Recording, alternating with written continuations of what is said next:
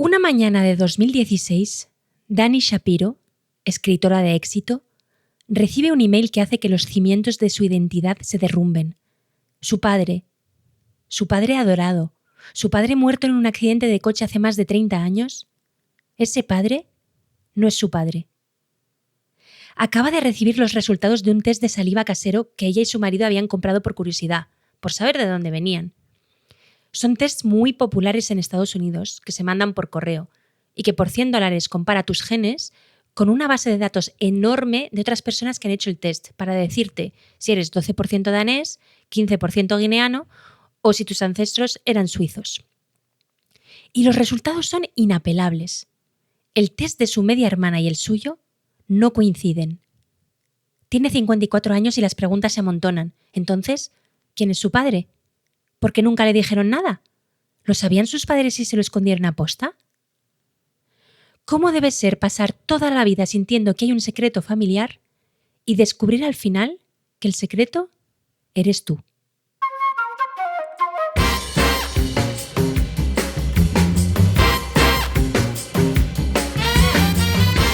Esta es la historia que cuenta en su libro Dani Shapiro, Inheritance, la herencia, unas memorias en las que habla de paternidad y amor, en lo que hace a un padre, en cómo encuentra a su padre biológico y la relación con él y en todas las cosas que descubre por el camino. La verdad es que descubrir esto cuando eres mayor me parece súper duro. Todos tus cimientos de repente se tambalean, ya no eres la persona que creías ser, ¿no? Porque saber de dónde venimos es saber quiénes somos, es la idea que tenemos de nosotros mismos. Y todo esto cambia de un día para otro cuando tú ya además ya eres mayor. Yo conozco a alguien que no es hija de su padre y no lo sabe. ¿Y tú por qué lo sabes? No te lo puedo contar. Pero es muy heavy esto, ¿eh? De que mucha gente a su alrededor lo sepa y ella no. Y muchas veces me he preguntado porque plantea una verdadera cuestión moral. Obviamente no de decírselo. Yo no soy quien, ¿no? Para decírselo, pero creo que a estas alturas de la vida es mejor no decir nada. Bueno, hay un dicho que dice: los hijos de tus hijas, nietos son. Los hijos de tus hijos, nietos son o no. Sin embargo, te diré que la estadística dice que solo el 1% de los hijos no son del padre. Según los tests de las empresas que hacen estos tests de ADN, doblan la estadística y dicen que el 2% de la gente que hace esos tests descubre un secreto relacionado con la familia. Es decir, no es necesariamente que no son los hijos de sus padres, sino que puede ser pues, que tu familia no viene de Dinamarca, sino de Alemania, con los pasados de la Segunda Guerra Mundial, o que tienes 42 medios hermanos por el mundo porque eres el resultado de una fecundación in vitro y tus padres nunca te lo dijeron.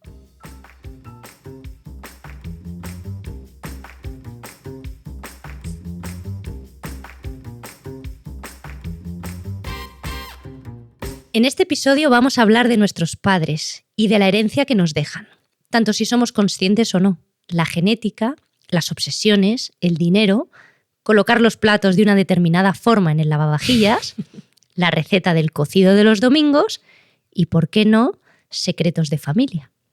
Sí, y vamos a hablar de lo bueno y de lo malo que le damos también, porque es importante ser consciente de ambas cosas, ¿no? Celebrando lo bueno para poder transmitirlo a nuestros hijos, nuestros sobrinos, bueno, etc. Y también es importante reconocer lo malo para no repetir el patrón en la historia familiar y poder cambiarla. Hablando de secretos de familia, hay un libro de Paul Auster que se llama La invención de la soledad y habla de su padre y precisamente de un secreto de familia y las consecuencias que tiene en el carácter de su padre. Lo que ocurre es que cuando muere su padre, Paul Auster averigua que hay una tragedia familiar y que cuando su padre tenía 7 años, su madre, es decir, la abuela, mata al marido en la cocina de casa. Tras una discusión, le pega un tiro. Bueno, al final la absuelven por enajenación mental. Pero qué menuda historia, ¿no? O sea, te debes replantear todo. ¿Quién era tu padre? Yo creo que tendría la sensación de haber vivido una mentira. Debe ser muy doloroso, porque de repente, si ya se ha muerto tu padre, descubres algo así. Claro, Paul Auster cuenta que no se llevaba bien con él, porque era un padre como un poco ausente, no lo llegaba a conocer y siempre tenía esa sensación de que tenía como que conocerlo mejor.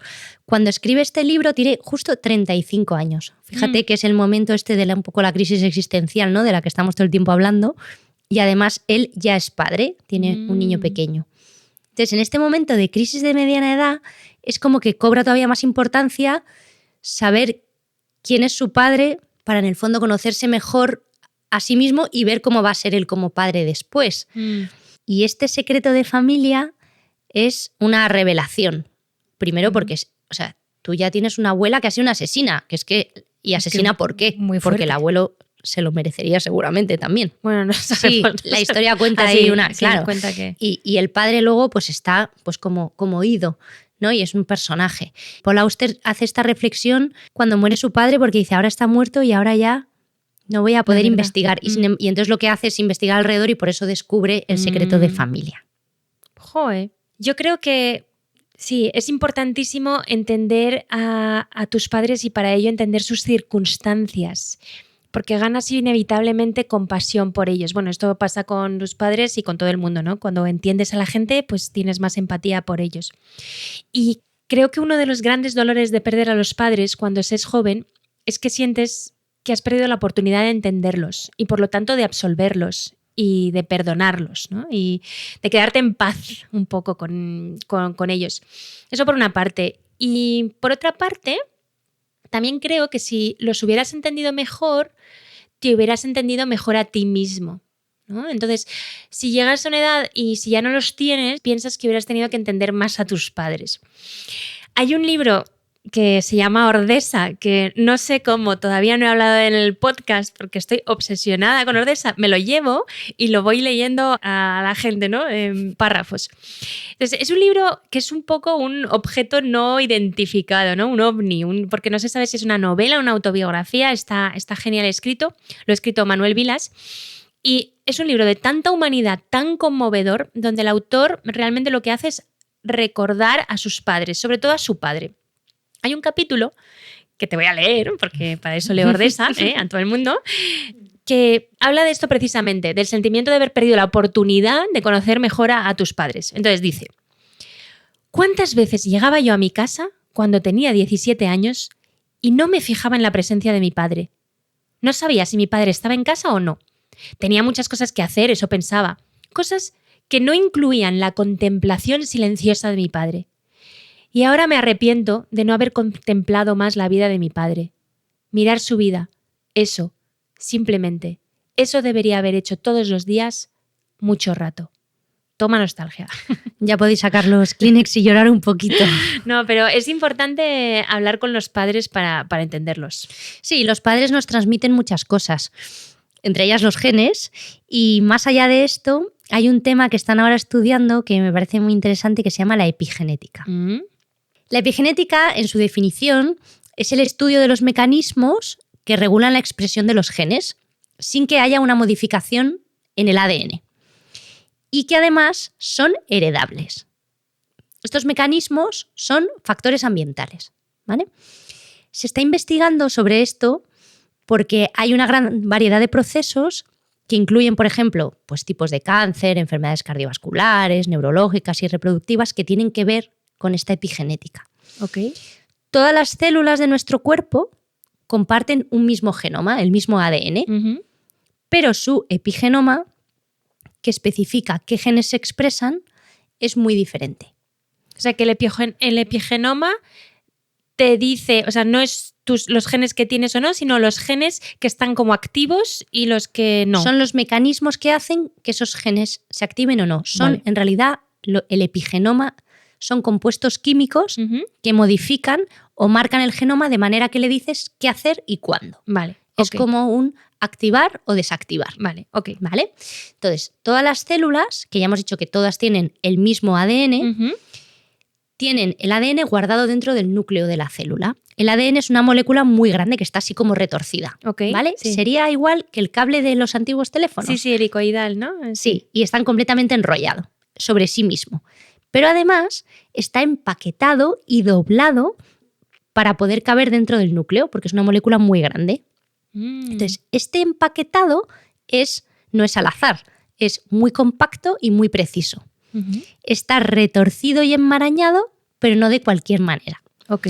Y esto es muy importante porque si hay una zona que está muy plegada, sus genes no se expresan. Así que este mecanismo para controlar la activación, es decir, el activar este gen, ¿no?, que se exprese, tiene que ver con regular el grado de empaquetamiento de la zona de ADN donde se encuentra este gen. Y ahí es donde interviene la epigenética.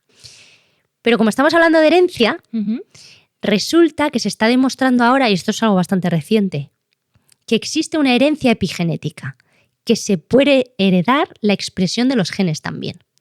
Es decir, hemos dicho antes que no hay modificación del ADN, ¿vale? Sin embargo, se ha visto que aunque hay muchos rasgos epigenéticos que se borran entre generaciones, debido a que las células reproductivas pasan por un borrado, ¿vale? Es como que se limpian. Vale. Pero se ha visto que hay parte que no. De esta herencia epigenética, de estos cambios y esto que es mecanismos que hacen que se activen o no ciertos genes, que serían factores ambientales, también se pueden heredar, porque pueden ir marcados como etiquetas en estas células reproductivas que son los espermatozoides y los ovocitos, ¿vale? Es decir, que existen cambios en la respuesta del ADN a cambios del entorno en el que vivimos y que además se puede heredar. Cuando antes se pensaba que no se heredaba eso, ¿no? Claro. Entonces, hay estudios que han confirmado, por ejemplo, que la dieta paterna, por falta de folatos, los folatos están en la vitamina, como la vitamina B, ¿vale? Es una las ensaladas, la lechuga y todo eso. Legumbres, frutos secos, cereales, ¿vale? Y esto puede afectar la descendencia. Es decir, han identificado un medio no basado en el ADN mediante el cual los espermatozoides recuerdan el entorno del padre y lo transmiten. Pero qué interesante, porque normalmente en todos estos temas de natalidad se dice que las mujeres tienen que tomar folato, ¿no? Para la descendencia. La espina bífida sí, y todo esto. Es cierto, además te dicen que lo tienes que tomar antes de quedarte embarazada, que si te has quedado ya embarazada ya no sirve. Claro. Parece que los ovocitos también se pueden alterar. No, pero claro, pero lo interesante de lo que dices... Los padres también, es que claro. Es los hombres también. Claro, y además, de momento han sabido averiguar más sobre los hombres, porque es más fácil estudiar los espermatozoides. Ah, claro. En las madres, los ovocitos se pueden alterar por la edad y el consumo de alcohol. Esto ya lo tienen, ya lo saben. Un ejemplo bastante divertido es el de los ratones agouti, que tienen normalmente el pelo amarillo. Pero si comen una dieta rica en ciertas sustancias... Di la sustancia. Los grupos metilo. Es que yo le he dicho, no digas los grupos metilos porque ya es no que se la entiende metilación nada. y las histonas son muy importantes en esta historia, pero bueno, para no complicarlo demasiado. Si comen una dieta rica en grupos metilo, alteran el ADN y pueden pasar del color amarillo al color marrón. Pero lo gracioso de esto es que los hijos también pueden nacer marrones. Aunque no coman esta dieta. Pero solo perdura 2 generaciones. O sea, tienes el abuelo que se ha vuelto marrón porque ha comido esto. El hijo y el hijo de su hijo. Y luego el tatarahijo, digamos, el bishijo, los nietos, el bisnieto los nietos, amarillo otra vez. El hecho, bishijo, justo, soy idiota. Sí. El hecho es que solamente perdura 2 generaciones porque en realidad no hay un cambio en la secuencia de ADN. ¿Vale? Esto es importante. O sea, no estamos hablando de que haya modificaciones en el ADN como las mutaciones. ¿Vale? Estamos hablando de factores ambientales que etiquetan y hacen que se expresen o no los genes. Y esto es muy interesante, que se puedan heredar rasgos de ciertas enfermedades por experiencias vividas en nuestros padres. Los gemelos idénticos son un ejemplo muy bueno de esta epigenética, porque aunque pueden tener exactamente el mismo ADN, no tienen el mismo epigenoma. Y tienen estos marcadores epigenéticos diferentes. Y no solo por los factores ambientales externos que hacen que se modifiquen, sino que ya pueden venir con marcadores distintos. Y en realidad toda la importancia que tiene esto en el fondo es porque nos puede ayudar a prevenir enfermedades. Entonces las investigaciones están un poco encaminadas a esto. Hablando de enfermedades... También están las enfermedades, bueno, no enfermedades, mentales. Pero las manías. Sí, las enfermedades mentales, no, las manías, los TOC. ¿Tus padres no te han transmitido obsesiones? Bueno, ahora que no caigo, pero...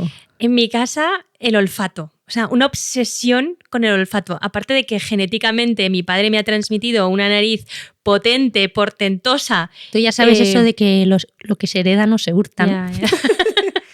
Pero a mí me gusta mi nariz, aunque muchas veces he tenido comentarios sobre ella. Una vez en una explanada en Ámsterdam se me acercaron unos judíos ortodoxos, es que me acuerdo, y me preguntaron, además estaba yo con bueno, un chico, yo no iba mucho de judía ortodoxa, como podrás entender. Tu aspecto, en tu outfit, ¿no? Exacto. Y me preguntaron, ¿eres judía? Como, no sé, para reprobarme o yo qué sé, o para... Y yo, no, y así, pero varias veces, ¿eh? O sea que, bueno, gracias, papá. Pero la obsesión por el olfato. Mi padre los olores a cocina en casa lo odiaba y eso me lo ha transmitido. Y mi madre me ha transmitido la obsesión con el olor corporal o axilar, que desde que teníamos 10 años, 12 años, se nos acercaba ahí por detrás, delante de los amigos, y nos hacía...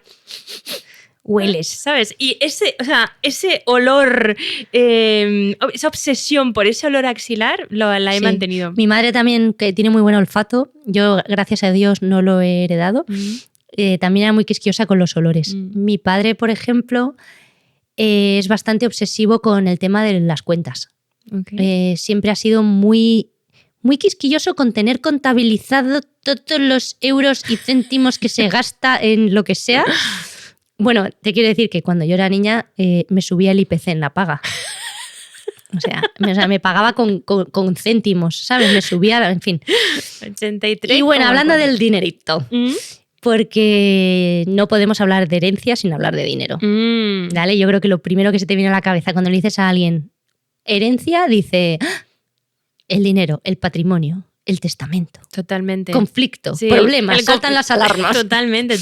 Yo tenía un profesor de Derecho Patrimonial, que es una de las mejores clases que he tenido, que nos dio unos consejos que se me quedaron, porque él decía básicamente que si no haces esto, siempre habrá un conflicto. Siempre. Tips del día, ¿no? Es el minuto... Minuto consejo. Hemos tenido un minuto ciencia. Exacto. O 5 minutos y ahora minuto legal. Entonces, él nos decía que la primera regla para que no haya conflicto a nivel de herencia era que no se puede decidir cómo se va a repartir la herencia dejando fuera de la decisión una de las partes. Porque ¿qué pasa? Muchas veces pasa que los repartos, por ejemplo, los padres hablan con un hijo, luego hablan con otro hijo, luego hablan con otro. Sí, a uno le dicen, oye, esto es para ti. Y el bacalao se reparte, aunque luego ya haya una reunión familiar y todo común. Él decía que esa reunión familiar tiene que ser antes, pre, no ir haciendo porque ya está medio decidido. Que no esté pactado. Y previo. entonces, exacto, que no esté pactado. Y que tiene que ser una decisión común, porque al final no es solo decisión de los padres, también va a impactar a los hijos y por lo tanto tiene que ser una decisión común y que todo el mundo esté presente de acuerdo. Eso parece obvio, pero no lo es.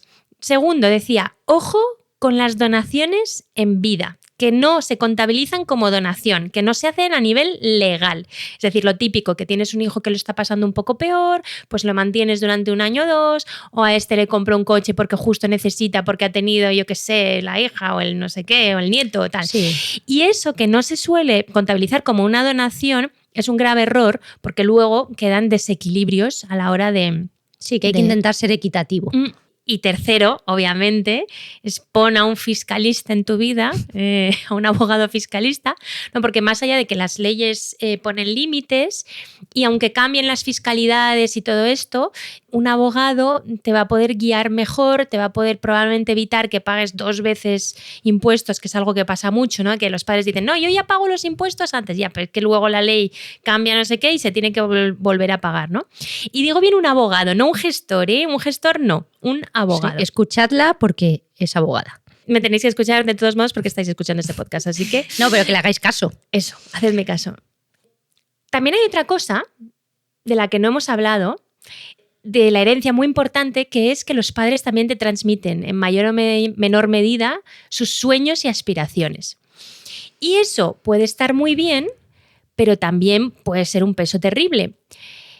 En esta época de la vida, donde estamos como medio crisis, muchas de las grandes crisis de esta edad vienen un poco por eso, ¿no? Porque no has identificado cuáles eran tus sueños y tus aspiraciones y cuáles eran heredadas, ¿no? Y creo que lo hablamos en el episodio 1, que era una de las grandes razones de esta, cuando te cuestionas, ¿no? Y cuestionas tu identidad, es pensar en esto, ¿no? De, pero yo qué quiero, pero yo cuáles son mis aspiraciones. He visto la peli del método Williams o King Richard, que viene muy a cuento de esto. Bueno, la vi antes de que le dieran el Oscar a Will Smith, tengo que decir. Y me gustó la peli, ¿eh? No vamos a hablar de Will Smith. No vamos a hablar de Will Smith. Y trata de las hermanas tenistas Venus y Serena Williams y la influencia del padre en su carrera deportiva. Ujú. La peli se centra en el método que él había elaborado para jugar al tenis y de hecho dice que incluso antes de tener hijas, él ya tenía previsto que sus hijas iban a ser, o hijos, número 1 del tenis. O sea, fíjate, él ya tenía un sueño, ya tenía un plan y además él quería que sus hijas triunfaran en un mundo de ricos y de blancos, que en ese entonces era el tenis. Me ha gustado ver la peli, una parte de ella, porque estas chicas nacieron en el 80 y en el 81, o sea, son de nuestra edad. Y claro, yo jugaba al tenis mucho en esa época y me siento totalmente identificada con el mundillo este de pues la ropa, quién jugaba, las famosas, tal. Yo... Claro, tú hubieses podido ser Serena Williams. Sí, bueno, un poquito lejos de eso, pero bueno, he vivido esa época, he vivido además pues ver los partidos y tal. Y bueno, es una visión bastante dulcificada del asunto para mi modo de ver porque, hombre, estas niñas... Pues el padre parece como un poco excéntrico, pero al final las niñas son como súper felices y todo fenomenal y estudian muchísimo y juegan y son felices y el padre las protege. En fin, hay que decir que Venus y Serena son las productoras y que tampoco iban... Pero bueno, tenemos que admitir que probablemente ellas no serían lo que son si no hubiera sido por su padre. Pero claro, totalmente. Qué presión, ¿no? Me gustaría saber también cómo están por dentro. Pues mira, yo creo que están felices, porque no estarían donde, o sea, ni tendrían lo que tienen, ni serían lo que son sin esto. El otro día me vi un documental de la revista AD, de las casas, la decoración, que es genial, ¿no? Se meten en casas de celebrities y entonces te abre la puerta la celebrity y te dice, bienvenida a mi casa, y te enseña. Y es gracioso porque muchas veces ves a esta gente llena de glamour que tiene unas casas horrorosas que parecen jeques árabes, ¿sabes? Todo como oro y tal. Pero bueno, me voy por las ramas. Entonces estaba el de Serena, la casa de Serena, y tenía una sala para sus trofeos y estaba como, sí, bueno, este trofeo, este otro trofeo, no sé qué. Estaba así, pero se la veía feliz, bueno, contenta. Orgullosa, claro. Además está casada con Ozanian, no sé cómo se llama, el tío que creó Reddit, fundador, que está que forradísimo, parece que se quieren muchísimo. Bueno, también es la imagen que quieren dar, ¿no? Totalmente, para dar una imagen de desastre. No, pero se la ve, o sea, yo desde fuera se la ve equilibrada y se la ve casi, te diría, es verdad que a veces cuando los padres están ahí, ¿no? Dándote la tabla es duro, pero a ellas se las ve bastante equilibradas. Bueno, yo es que, en mi opinión, hay aquí una cuestión con los deportistas de élite, todo lo que sea el niño prodigio, que es complicado porque al final, por mucho que tengas un don, por mucho que algo se te dé bien, incluso que te guste muchísimo, para tú llegar a estos niveles, tú tienes que tener unos padres o unos tutores, unos muy encima, con una presión, con una cantidad de horas de entrenamiento, de práctica o de lo que sea, para mi modo de ver un poco too much. Yo creo que antes de los 18 años debería haber una especie de regulación con esto, o sea, un límite. Es decir, no deberías poder ser profesional a los 14. ¿Qué ocurre? Que en esta carrera, pues como las gimnastas y tal, de la competitividad, claro, si resulta que a los 15 ya eres buenísimo y llega otra que es con 14 y llega otra que es con 13, vamos bajando la edad. Antes. Claro, cada vez empieza antes. ¿Y qué pasa con estos niños? ¿Qué pasa con su juventud? No, está muy bien esforzarse, está muy bien tener, oye, ir a un sitio de alto rendimiento. A mí me parece muy bien, ya me encanta el deporte y me parece que todos los niños deberían hacer mucho más deporte del que hacen, deberían tocar un instrumento, todas esas cosas, pero con un límite, ¿no? Y los padres deberían autolimitarse un poco también en las expectativas y en las aspiraciones que ponen en sus hijos, y frenarse a veces un poco. Sí, porque bueno, estamos hablando de los que triunfan, pero ¿qué pasa con los que no? Claro, ¿qué pasa con los que se quedan por el camino? Qué frustración, ¿sabes? Es duro. Yo creo que habría que moderar un poquito esto. Bueno, pues con esta petición lobbyista de Ana, muy bien Ana, de Ana Política Lobiera, terminamos porque por hoy vamos a hacer un episodio corto. La verdad, si os decimos la verdad, es que el episodio se nos hacía demasiado largo, entonces hemos decidido dividir este episodio sobre la familia y sobre la transmisión en dos partes. Este primer episodio sobre la herencia, lo que te dejan tus padres, y el próximo episodio, que va a tener mucha chicha, que será sobre el legado, tu legado, lo que dejas a tus hijos, y si no tienes hijos, ¿qué pasa? Para terminar, unos pequeños deberes. Si pensáis que no conocéis bien a vuestros padres, hablad con ellos, tomaos el tiempo para indagar porque ellos forman parte de lo que sois vosotros. Sí, llamadles, preguntadles. Creo que es una edad en la que todavía hay mucha gente que está como enfadada con sus padres, como que le tienen un rencorcillo, ¿no? Sí. Por cosas. Y creo que es el momento de resolverlo esto. Y si no están aquí, igualmente se puede investigar y hablar con las personas de alrededor, ¿vale? Y con los familiares que quedan, los amigos. Siempre hay una manera ahí un poco de buscar. Si tenéis temas no resueltos, siempre está la terapia, muy recomendable. Ya sabéis que nosotros aquí, terapia forever. Y si estáis pensando en tener hijos, hombres, no olvidéis de tomar folatos, que también es importante. Y padres y madres, dejad en paz a vuestros hijos. Dejadles vivir. No serán Serena y Venus Williams, pero dejadles vivir. Como siempre, nos podéis encontrar en Instagram undiaeresjoven.podcast y nos vemos en el próximo episodio para hablar de tu legado.